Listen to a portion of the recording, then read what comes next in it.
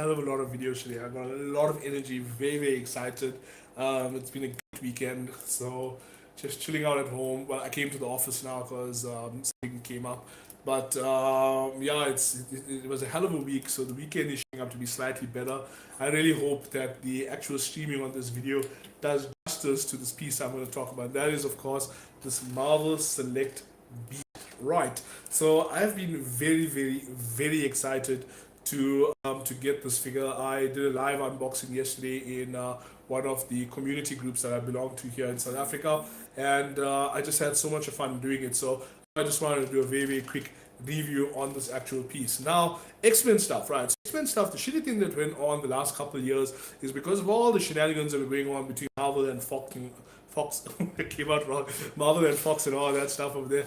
There was a dire lack of X-Men stuff that was out, and Marvel select, Marvel Diamond, who actually make these figures. Some have had an unofficial embargo on actual X-Men stuff, so you didn't see too much of that stuff coming out. But now at last they got this one anyway. I don't know, what a figure, what a figure. So as is always the case with my reviews, I'm talking about the two essential elements, that of course being the aesthetics and the age factor. Now when we talk about aesthetics, what we refer to is the overall visual appeal of the piece. In other words, what is this here going to do for your display, right? So here we go. Now as you can see, this figure, it's a pretty big figure, it is, one second, let me get my ruler. So it measures roughly about, I'm gonna say 21 centimeters. So he's a big boy. I have another one here. So I got the Wolverine. So the Wolverine is a much older release. Pretty sure this is a re-release of a really old figure.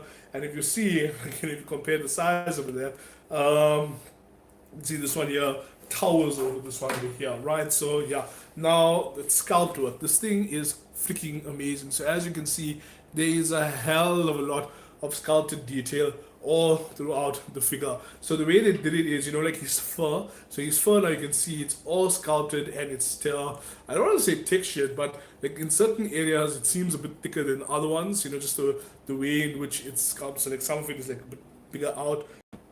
Oh, excuse me, that's my KFC coming up there. Yeah, so it looks freaking amazing. Scout work is very nice, very different. What's really good about it is that it doesn't lose any of the musculature, so you can see all the musculature as well. So very impressed with the scout. Next thing is, of course, the paint work, right? Now, Beast is primarily an all blue figure, and what they were able to do was take this very deep blue hue and then actually contrast it. So you have some light areas, you have some dark areas. So in other words, there's some highlighting and shading all throughout. The dry brush technique across this thing here is on point. Very happy with how they did this. And yeah, so like I mean, even how can I put it? So even, okay, I'm gonna talk about the posing just now, right? But even when you get him into sort of poses, the way they did the shadowing and the shading and stuff rather, it actually simulates where the shadows would fall. So if you look at his torso over here, you can see, that's I'm very happy with this, very impressed, super cool. Just the way they did it. Okay, the face sculpt, right? So the face sculpt, okay, I gotta admit, I think they could have done slightly better with this one here. Look, I like this look, right? So he has more of the classic Beast look and not the more feline like appearance that he has in recent comics, or at least like the comics from like early to mid 2000s. So I like this thing over here, but I would have liked for them to have given him spectacles, or at least the option of putting on spectacles and taking them off. This version of Beast is, yeah, it's just freaking awesome. Okay, so still sticking now with the appearance, right? The next thing I'm going to talk about is, of course, the articulation, right? Because the way this figure moves, it lends a lot to like the appearance style. Now Beast, as you know, one of his powers is super strength and of course agility. So in other words, you would expect him to be a very posable figure, and Diamond have done just that. So let's talk about the points of articulation. He moves here at the head up and down like that about so far. Does spin around, you're never actually going to use that unless you're a freak. Okay, the next thing he has is he has shoulder articulation. So he's got hinge joints over here, right? Because of the width of his back there. I think these are called the traps, and the shoulders over here doesn't go very far back, but it does move around quite freely in the socket, so that's cool. He has the cut over here at the top of the bicep, so we call that the bicep swirl. So that's pretty cool. He has a hinged elbow, so he's got the normal elbow joints, and of course the hands move around over here. It also has a little hinge over here as well, so you can actually do that. It comes with a spare set of hands. I've got them here somewhere, right? But it has another set of hands as well. Okay, so coming back to the articulation, he has a torso crunch, and this is one of the best torso crunches I've seen in a while, because like goes all the way front here, not all that back after all, but I guess like with a little bit of a mod over here on the side, you could probably get him to move a bit further back. But I don't really think you'd need to. So yeah, I'm happy with that torso crunch, and that's pretty cool. He does move at the waist. Well, so I'm being very, very rough with this figure. So he does swoon away at the waist, so that's pretty cool. He has the hip joint. So there's some articulation there. So his leg moves front and back like this. Okay, let's do it this way, right? So his leg moves front and back like this. He also has that joint over there at well, in real life they call the abductors, right? So yeah, he has that over there. He has a thigh swivel, so that's cool. Only shitty thing about that is, of course, though, because of the way it's sculpted, like when you move it out of out of place, it doesn't look as cool. So that's a bit of a bummer. But well, it's the nature of the figure, I guess. Okay, then he has a double jointed knee, but again, because of the size of his calves and his thigh, it doesn't move back all that much. But I'm glad it's there. And of course, he has the ankle joint over here, so that moves again not as much as I'd like. He does not have an ankle pivot, but his foot does move around. So I think there's a compound joint over there that has a bit of a ball and socket together with the hinge. So very similar to what they have here in the hand. So that's pretty cool. So the articulation pretty good. The joints are pretty solid, but I guess if you're gonna like move it around a lot, then it's probably gonna loosen up quite a bit. So that will be a bit of a schlep.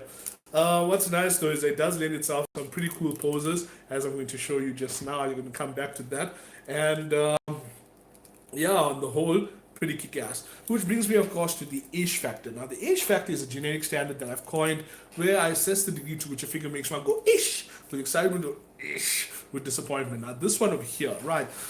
Let's start here, the price point. Okay, so unfortunately, especially here in South Africa, as the days have gone by, the price of collecting, it's gone up considerably. These are no longer a cheap, collecting as a whole is not cheap. I don't think it ever has been, but like now more than ever, I'm sort of feeling it. But this one over here, it's nicely priced for what you get. So on the price point over here, it's quite affordable. I'm very, very lucky to win this in an auction that's run by one of the local stores, Cosmic Comics. So that was pretty kick-ass. I'm very happy to have got it. But the question then becomes, okay, even though collecting as a whole is not all that cheap anymore, does this figure actually justify the spend? So let's take it by the numbers. So the first thing when it comes to collecting, most of us collect because this resonates with us at some point or the other, some way, fashion or the other.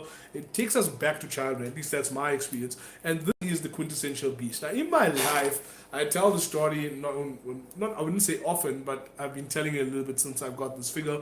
When I was growing up, one of my cousins and I, when we went to watch Xmen 3, what was it called? That the old one, what, The Last Stand. So my cousin, super. So he said, no, he's going to be Wolverine, and I must be the Beast. And I was like, no, why must I be the Beast now? He said, no, because you buff, you bulky. Okay, now I'm just fat, but at the time I was buff, So thick.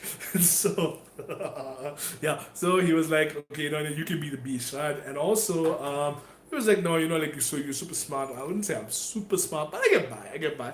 And he was like, yeah, no, so you can be the Beast, and and I that was I really liked the character. Like, I mean, that movie was played by Kelsey Grammer, and in the 90s there was the X-Men cartoon. Beast was one of my favorite characters there.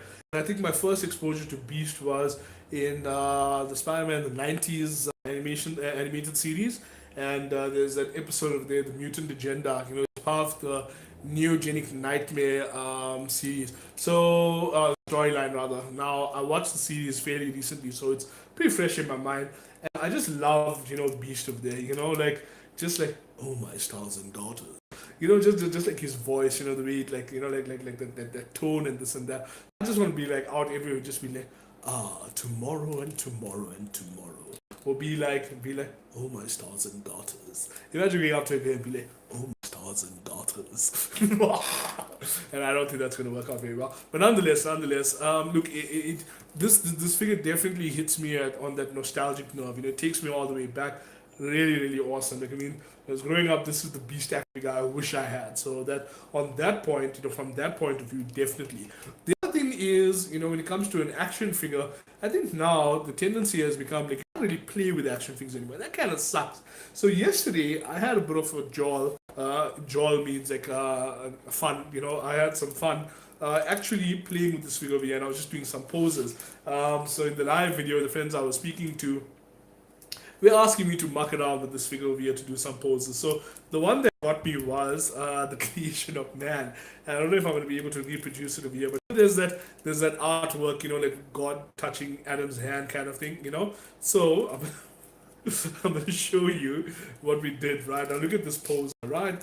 So, okay, and then we have the Wolverine as well. So I'm just going to put that there. So we're going to pretend for, okay, the joints are a bit stiff on this one over here, right? So it actually just pinched me. So let's just get our Wolverine in pose. There we go. And wait for it, right? And then yeah, so creation. So that was pretty cool, So yeah, that was one pose. Then the other one was we were doing the Titanic one, like from the movie Titanic. And so we were like, okay, let's get Beast over here. He's going to be our Jack, and Wolverine is going to be our Rose. And they just are there like, wait.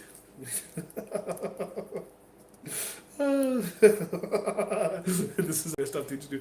And then they were just like, shit, I packed the accessories away. It comes with some accessories as well. It has the Danger Room background and some pipes and stuff with it. So yeah, it's just a pity I got it packed away here somewhere, but I'm not going to get it out right now. So they're just going to like, near, far, wherever you are.